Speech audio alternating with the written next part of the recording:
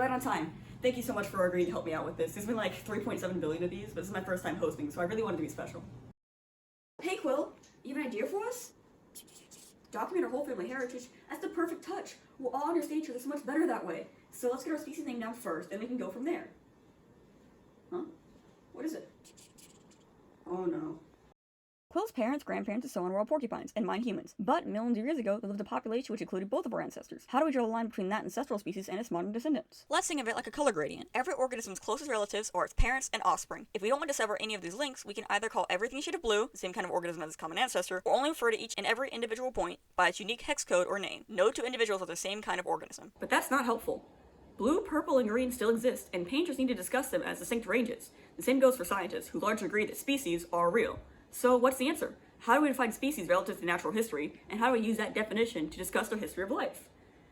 In all honesty, scientists haven't yet settled on what it means. So where does that leave us? Do we just give up on trying to communicate evolution and relationships? No. For a broader view of populations' relationships, we have another tool: cladograms. First, we need an outgroup, a group that is equally distantly related to the groups that we'll be studying. That will be represented by claws.